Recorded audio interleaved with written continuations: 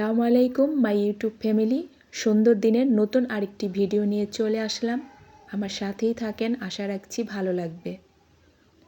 শীতের মধ্যে উষ্ণ গরম এক গ্লাস পানি খেয়ে কাজ শুরু করব, এমনিতেও করি, তবে তখন ম্যাক্সিমাম সময় ডাবের পানি খাওয়া হয়। তো এখন এক গ্লাস উষ্ণ গরম পানি আর চিয়া সিড দিয়ে করে নিয়েছি, আর সাথে খেজুর, কাজু বাদাম এগুলা নিয়েছি।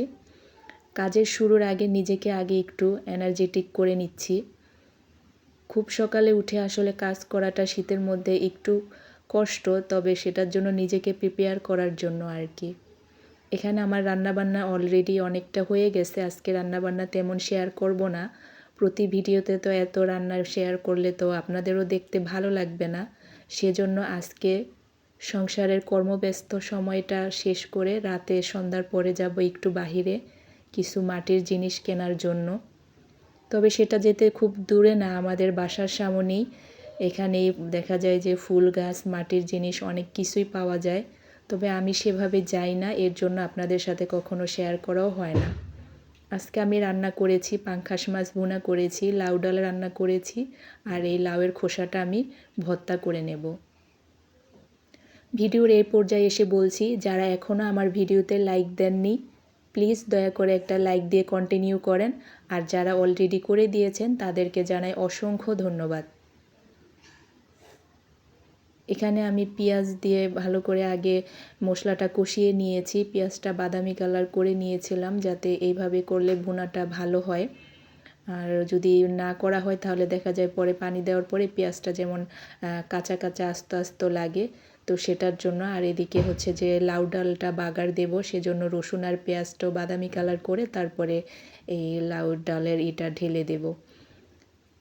এগুলা তো সিম্পল রান্না, সবাই আমরা পারি। আর এদিকে হচ্ছে যে জিরার গুঁড়াটাও দিয়ে দিলাম।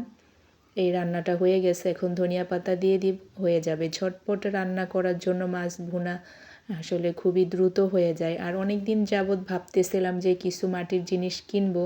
এর আগে কিনা হয়েছে, তবে দেখা যায় কি আমি মাটির কড়াই, হাঁড়ি এগুলা কিনেছিলাম। ভ্যানের থেকে কিনলে হয় কি সেগুলা না ভালো হয় না। আমি রান্না করতে গিয়ে সেগুলা দেখা যায় যে কড়াইটার সাথে সাথে ফেটে গেছে। আমাকে বলেছিল সারা রাত পানি দিয়ে রেখে দিতে, আমি সেভাবেই করেছি। চুলার আঁচ কম দিয়ে রান্না করতে, আসলে যেভাবে ওদেরকে জিজ্ঞেস করে এসেছিলাম সেভাবেই, তবে ওইগুলা অত ভালো ছিল না। আর টুকটাক মাটির বাটি, তারপর অন্য কোনো কিছু কিনা হতো, তো ওইভাবে অনেক কিছু কিনা হয় না। অনেকের আছে তো পুরো মাটির সেট আছে, তো আমি আর ওইভাবে এখনও কিনিনি। তবে আস্তে আস্তে কিনতে শুরু করব, কিনতে কিনতে একসময় অনেক কিছু হয়ে যাবে ইনশাল্লাহ। আর হচ্ছে যে এদিকে আমার রান্নাবান্নাও ওগুলা হয়ে গেছে, আর আগের দিনের লেফটোভার গরুর গোস্ত ছিল সেটাও এখন জাল করে নেব। আর এদিকে যা যা নষ্ট হয়েছিল, নোংরা হয়ে গেছিল, সেগুলো ধুয়ে নিলাম। রান্নাটা আমার প্রায় শেষ, এখন আমি চুলাটাও ক্লিন করে নেব। আমার চুলাটা খুব পুরনো, আমার সেই শাশুড়ির সময় থেকে এই চুলাটা, তো আমার আর চেঞ্জ করা হয়নি। যেহেতু আমি রান্নাঘরেরই কাজ করাবো, আমার রান্নাঘরটা অনেক হয়ে গেছে। সেটা হচ্ছে যে আমার রান্নাঘরে অনেক উলু পোকা আছে, তো আমার কেবিনেট অন্য সব কিছু নষ্ট করে ফেলতেছে। তো আমি চিন্তা করেছি একবারে পুরো ইন্ডোটিয়া করে কাজ করিয়ে নিব। তো সেটার জন্য একটু সময় সাপেক্ষ ব্যাপার বা খরচের ব্যাপার, বাসার আরও অনেক কাজই করাবো।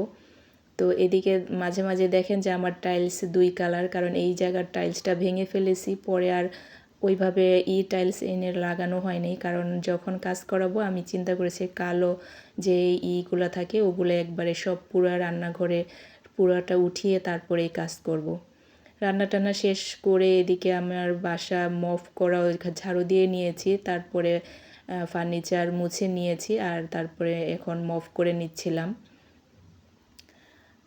আমার কাজ যেহেতু আমি করি, আমার চিন্তা থাকে যে আমি কিভাবে করলে আমারটা খুব দ্রুত হয়ে যায়। আর করতে করতে একটা অভ্যাসে পরিণত হয়ে গেছে, সেটা আবার তেমন একটা সমস্যা হয় না। আর আগেও বেডগুলো গুছিয়ে নিয়েছি, আর এখন তো হালকা পাতলা একটু শীতও আছে, তাই পাতলা যে কম্বলগুলো ছিল সেগুলো।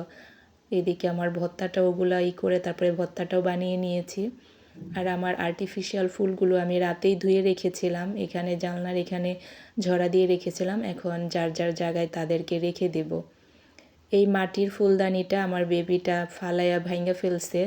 তো এরকম মানে ভাগ্যটা ভালো যে ফালাইয়া ভাঙছে ঠিক আছে, কিন্তু সবগুলো না 6 টুকরো করে ফেলছে। তারপর আমি সেগুলো না বসাইছি, মানে ছোট কণার মতো হয়নি, তারপরে কস্টিপ দিয়ে লাগাইছে, আবার ঠিক হয়ে গেছে।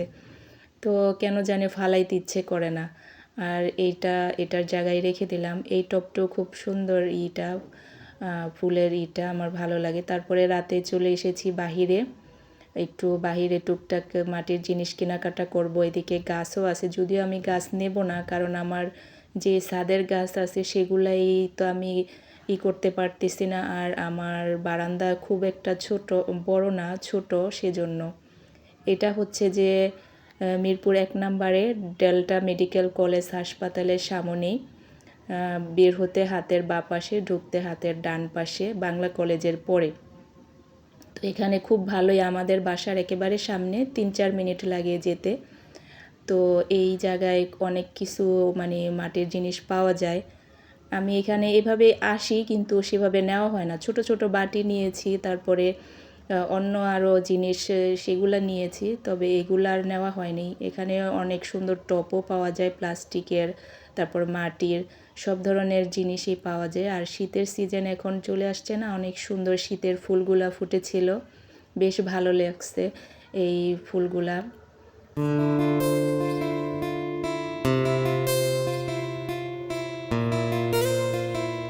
সুন্দর অনেক ধরনের গাঁদা ফুল, তারপর আরও শীতের যে ফুলগুলা ছিল সবই ছিল। আর রাতে তো ঢাকার শহর চারদিকে লাইটের আলো, বাতির আলো, পুরো ঝকঝকা। এদিকে আরও যেই দোকানগুলো ছিল, এই যে অনেক সুন্দর সুন্দর মাটির জিনিস ছিল এখানে।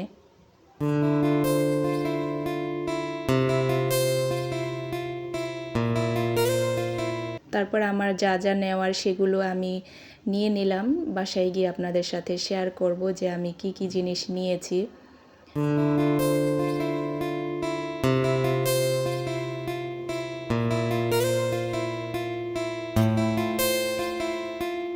দেখলে তো মনে হয় যে সবই নিয়ে যাই, কিন্তু ওরা না কোনো দাম ছাড়ে না, যেই দাম বলে ঠিক সেই দামেই নিতে হয়। যে দাম বলে সে দামেই নিতে হয়।